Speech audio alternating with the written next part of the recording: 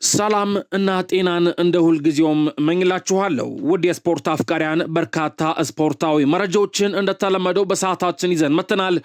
ውድ ቤተሰቦች እናንተም እኛን እንዳስለመዳችሁን ቪዲዮን ላይክ አድርጋችሁ ጀምሩት። በትልቁ ፋና ስፖርት የዩቲዩብ ቻናል ላይ ለጊዜው ቪዲዮዎችን እየሰራን አይደለም። እናም ይህንን አዲስ የዩቲዩብ ቻናል ሰብስክራይብ በማድረግ ተቀላቀሉን። ቀጥታ ወደ ስፖርታዊ መረጃዎች ሲሻገር በአጫጭር የስፖርት መረጃዎች ጀምራለሁ። የርገን ክሎፕ የጀርመን ብሔራዊ ቡድን ዋና አሰልጣኝ ሆነው ተሹመዋል። ጀርመን የቀድሞውን የሊቨርፑል አሰልጣኝ የርገን ክሎፕን አዲሱ የብሔራዊ ቡድን ዋና አሰልጣኝ አድርጋ መሾሟን ይፋ አድርጋለች። ክሎፕ የጀርመን ብሔራዊ ቡድንን እስከ 2030 የዓለም ዋንጫ ድረስም የሚመሩት ይሆናል ተብሏል። የ59 ዓመቱ አሰልጣኝ በሊቨርፑል በነበራቸው የ9 ዓመታት ቆይታም 6 ዋና ዋንጫዎችን በማንሳት ስኬታማ ጊዜ ማሳለፋቸው ሲታወቅ አሁን ደግሞ ሀገራቸውን ወደ ላቀ ስኬት ለማምራት በዝግጅት ላይ ይገኛሉ ብሏል። መረጃውን ቢልድ ስፖርት ዘግቦታል። ወደ ብሔራዊ ቡድኑ ከመምጣታቸው በፊት በሬድ ቡል የዓለም አቀፍ እግር ኳስ ኃላፊ ሆነው ሲሰሩ የቆዩት ክሎፕ በሹመቱ የተኩት ጁሊያን ኔግልስማን ነው ሲል መረጃውን ቢልድ ስፖርት ዘግቦታል። በሌላ በኩል ካርሎ አንቸሎቲ ከጣሊያን ብሔራዊ ቡድን የቀረበላቸውን የአሰልጣኝነት ጥያቄን ውድቅ አድርገው በብራዚል ለመቆየት ወስነዋል ሲል ይህንን መረጃ ማርካ ስፖርት ዘግቦታል። የጣሊያን እግር ኳስ ፌዴሬሽን አዲሱ ዳይሬክተር ፓውሎ ማልዲኒ እንዲህ ብሏል። ካርሎ አንቸሎቲና ፔፕ ጋርዲዮላን አውርተናቸዋል። ምክንያቱም ለጣሊያን አሰልጣኝ መሆን ይችሉ እንደሆነ ለማወቅ ዓለም ላይ ካሉ ምርጥ አሰልጣኞች መካከል በአሁኑ ሰዓት በቀዳሚነት የሚቀመጡት እነሱ ናቸው ሲል ፓውሎ ማልዲኒ ተደምጧል። የፖርቹጋል እግር ኳስ ፌዴሬሽን ክርስቲያኖ ሮናልዶ በቅርቡ ከብሔራዊ ቡድኑ ጡረታ እንዳይወጣ ይመኛል ተብሏል። ምክንያቱም በእግር ኳስ ውስጥ ከፍተኛ የገንዘብ ኪሳራ ያስከትላል የሚል ስጋት አለባቸው። ዓመታዊ ገቢው ላይ የሚደርሰው ዝቅተኛ ትርፍም ሲገመት ከ40 እስከ 45% ሊደርስ እንደሚችል ተገምቷል። ከተለያዩ ብራንዶች ኩባንያዎች ጋር የሚደረጉ ስምምነቶችም ሊቋረጡ እንደሚችሉ ይገመታል። እናም አሁን ላይ የፖርቹጋል እግር ኳስ ፌዴሬሽን ስጋት ላይ ይገኛል ሲል ይህንን መረጃ ማርካ ስፖርት ዘግቦታል። ኢንተር ሚላኖች ከክርስቲያን ሮሜሮ ወኪል ጋር የመጀመሪያ ቀጥተኛ ግንኙነት አድርገዋል እየተባለ ነው። በክለቡም ሆነ በተጫዋቹ በኩል ውይይቶች እየተካሄዱ ሲሆን ቀላል ባይሆንም ኢንተር ሚላኖች ግን ድርድሩን ለመቀጠል ወስነዋል ሲል ይህንን መረጃ ፋብሪዞ ሮማኖ ዘግቦታል። ፍራንክ ዲዮንግ የኔዘርላንድ ብሔራዊ ቡድን የሕክምና ባለሙያዎችን ወቀሰ እየተባለ ነው። ቤተሰቦች ይህን መረጃ ሙንዶ ዲፖርቲቮ ዘግቦታል። ጉዳቱ ቀላል እንደሆነና የዓለም ዋንጫውን በህመም እንደተጫወተም ነግረውታል። ባርሴሎና ሲደርስና ተጨማሪ ምርመራዎችን ሲያደርግ ግን የበለጠ ከባድ እንደሆነ አውቋል። ለዚህም ጥፋተኛ የኔዘርላንድ ዶክተሮችን አድርጓል ሲል ይህን መረጃ ሙንዶ ዲፖርቲቮ ዘግቦታል። የፍራንክ ዲዮንግ ጉዳት ባርሴሎናን እያስጨነቀው አይደለም ተብሏል። ምክንያቱም በተከላካይ አማካይ ሚና በርካታ አማራጮች በባርሴሎና ቤት ይገኛሉ ተብሏል። ከነዚህ ውስጥም ማርክ በርናልና ኤሪክ ጋርሺያ እንዲሁም ጋቪ ይገኙበታል ሲል ይህን መረጃ ዲያሪዋስ ይፋ አድርጎታል። በሌላ መረጃ ሪያል ማድሪድም ሆነ ማንቸስተር ሲቲ ሮድሪን በተመለከተ ምንም አይነት ውይይት እስካሁን ድረስ አላደረጉም ተብሏል። ይህንን መረጃ ዘ አትሌቲክስ ዘግቦታል። ሪያል ማድሪዶች ከማንቸስተር ሲቲ ጋር ያላቸው ግንኙነት እጅግ በጣም ጥሩ ነው። ክለቡ ሮድሪን ለማዛወር ከፈለገ መጀመሪያ የሚያነጋግረው ማንቸስተር ሲቲን ነው ሲል ይህን መረጃ ዘ አትሌቲክስ ዘግቦታል። ሮድሪ የዓለም ዋንጫው እስኪያልቅ ድረስ ለመታከም ያዘገየው የጀርባ ህመም ነበረበት ተብሏል። ስለዚህም ቀዶ ጥገና የሚያደርግ ይሆናል። ወደ ሪያል ማድሪድ የሚዘዋወር ከሆነ ግን ሪያል ማድሪዶች የእሱን ዝውውር በቀዶ ጥገናው ምክንያት የሚያመልጡትን ጨዋታዎች አስልተው ነው ሮድሪን ሊያስፈርሙት የሚችሉት ሲል ይህንን መረጃ ሜን ስፖርት ዘግቦታል። ማንቸስተር ሲቲዎች በዚህ ክረምት አዩብ ቡአዲን ለማስፈረም በጣም ጥሩ ቦታ ላይ ይገኛሉ። የሮድሪን ሁኔታም በመጠባበቅ ላይ ይገኛሉ ሲል ይህንን መረጃ ሌኪፕ ዘግቦታል። በሌላ መረጃ ቼልሲ ተጫዋች ለማስፈረም ከስምምነት ደርሰዋል። ቼልሲዎች ላክሯን ለማስፈረም ከስምምነት ደርሰዋል። ሄርዊጎ ሲል ይህንን መረጃ ፋብሪዞ ሮማኖ ዘግቦታል። ቼልሲዎች ለላክሯ 52 ሚሊዮን ፓውንድ የከፈሉ ሲሆን እስከ 2032 ድረስም በሰማዮቹ ቤት የሚቆይ ይሆናል። አክሴል ዲሳሲ ግን የዝውውሩ አካል አይደለም። ሄርዊጎ ሲል ይህን መረጃ ፋብሪዞ ሮማኖ ዘግቦታል። ኮሞች ለቼልሲ ለቻሉባ የተሻሻለ ጥያቄ ልከዋል ተብሏል። ኮሞ 25 ሚሊዮን ዩሮ ቋሚ ክፍያና 5 ሚሊዮን ዩሮ እየታየ የሚጨመር ጥያቄን ለቼልሲዎች በቀጥታ አቅርበዋል ሲል መረጃ ፋብሪዞ ሮማኖ ዘግቦታል። ቼልሲ ከጥቂት ሳምንታት በፊት እንደተገለጸው ለሶስተኛ ምርጫ ግብ ጠባቂ የሚሆን ተጫዋች ለማግኘት ወደ ገበያ ከመውጣት ይልቅ ከአካዳሚ ተጫዋቾች ውስጥ አማራጮችን እየፈለገ ይገኛል ተብሏል። ከነዚህ መካከል ጄሰን ስቲልና ፍሬዘር ፎርስተር እስካሁን ድረስ በእጩነት ግምት ውስጥ ገብተዋል ሲል ኤነን መረጃ ሜን ስፖርት ዘግቦታል። ማንቸስተር ዩናይትዶች የቀኝ ተመላላሽ የሆነውን ስፔንስን ለማስፈረም ይፈልጋሉ ተብሏል። ቶተንሃም ስፐሮች ተጫዋቹን ለመሸጥ ዝግጁ ናቸው። በተጨማሪም ኢንተር ሚላንና ኒውካስትል ዩናይትድም ተጫዋቹ ላይ ፍላጎት አሳይተዋል። ቶተንሃም ስፐሮች ከተጫዋቹ ዝውውር 40 ሚሊዮን ፓውንድ ይፈልጋሉ ሲል ኤነን መረጃ ሜን ስፖርት ዘግቦታል። ማንቸስተር ዩናይትዶች የሃሪ ማጓየርን ምትክ ለማግኘት ካላቸው የረጅም ጊዜ ፍላጎት ውጪ በዚህ ክረምት የመሃል ተከላካይ ማስፈረም ቅድሚያ የሚሰጡት ጉዳይ አይደለም ሲል ኤነን መረጃ ፉትቦል ኢንሳይደር ዘግቦታል። ማንቸስተር ዩናይትዶች በግራ በኩል አጥቂ ከማስፈረም ይልቅ የግራ ተከላካይ የማምጣት እድላቸው ሰፊ ይመስላል። ማርከስ ራሽፎርድ ደግሞ በክለቡ ውስጥ ይቆያል ተብሎ ይጠበቃል ሲል ይሄንን መረጃ ሜን ስፖርት ዘግቦታል። ማንቸስተር ዩናይትዶች ከቹዋሚኒ ጋር የቅርብ ግንኙነት ያደረጉ ሲሆን ያደረጉትም ከሳምንታት በፊት ሲሆን ይህ መረጃ ለመጠየቅ ብቻ ነበር ሲል ኤነን መረጃ ደግሞ ማርካ ስፖርት ዘግቦታል። ኮቢ ማይኖ በሚቀጥለው የውድድር ዘመን ከአዲስ ፈራሚዎች ጋር በመሆን የአማካይ ክፍሉን እንደሚመራ ይጠበቃል። ማይከል ካሪክ በኮቢ ማይኖ ላይ ትልቅ እምነት አለው ሲል ይህንን መረጃ ደግሞ ዘ አትሌቲክስ ዘግቦታል።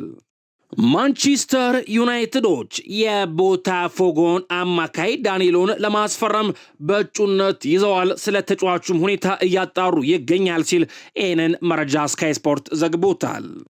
አርሰናሎች ከቡርኖ ጉማሬሽ ጋር በግል ጥቅማጥቅም ዝርዝሮች ዙሪያ ሙሉ ለሙሉ ከስምምነት ደርሰዋል ተብሏል።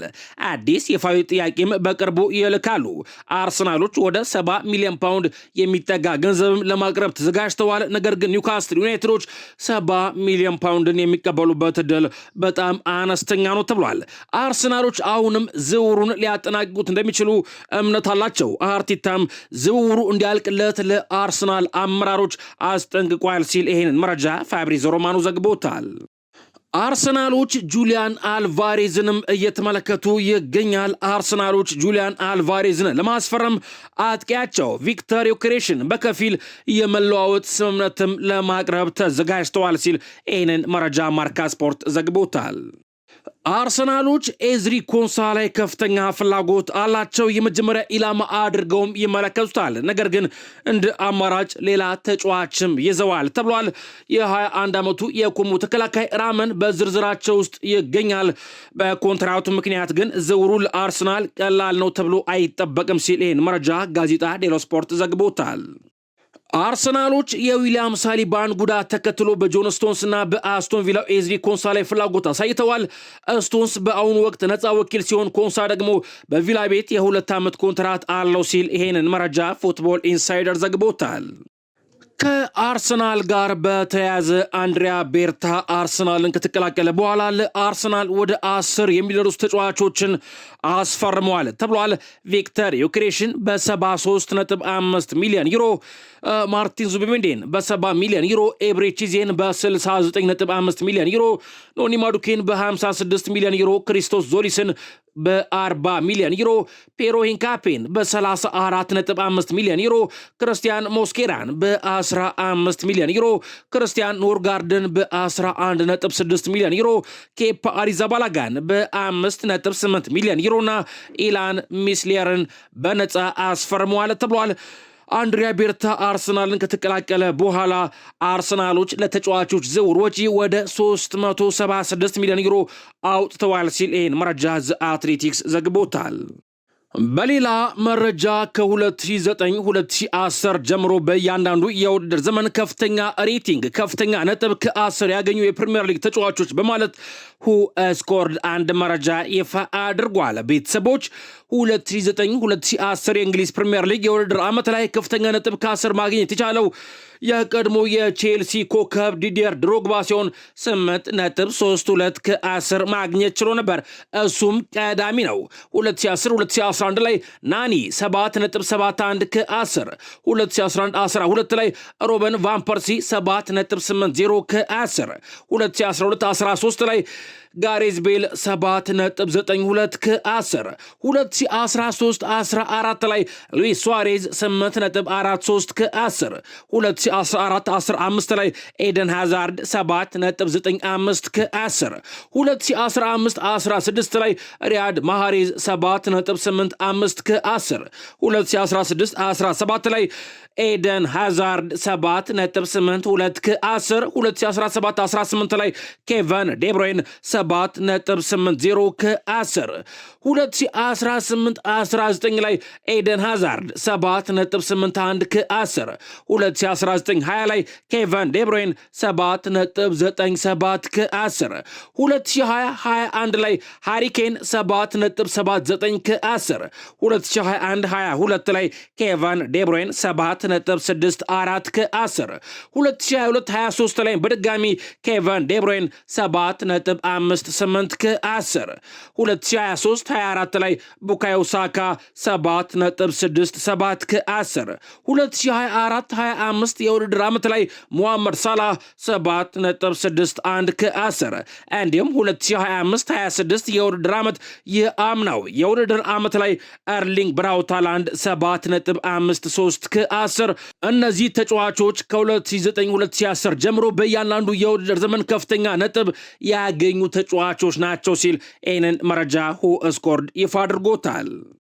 በሌላ መረጃ ፊፋ የዓለም እግር ኳስ የበላይ አስተዳዳሪ የ2026ቱን የዓለም ዋንጫ አሸናፊ እንዲሁም የደረጃ ተጋጣሚ የነበሩትን ሀገራት ምን ያክል ሽልማት እንደሸለማቸው ይፋ አድርጓል ተብሏል። መረጃውን ማርካ ስፖርት ዘግቦታል። የ2026ን የዓለም ዋንጫ ያሸነፈችው ስፔን 38.1 ሚሊዮን ፓውንድ ከፊፋ በሽልማት መልክ ተበርክቶላታል ተብሏል።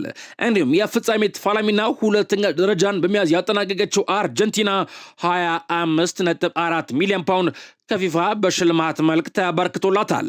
ሶስተኛ የወጣችው እንግሊዝ ደግሞ 22.4 ሚሊዮን ፓውንድ እንዲሁም አራተኛ የወጣችው ፈረንሳይ 20.9 ሚሊዮን ፓውንድ ከፊፋ በሽልማት መልክ ተበርክቶላቸዋል ተብሏል።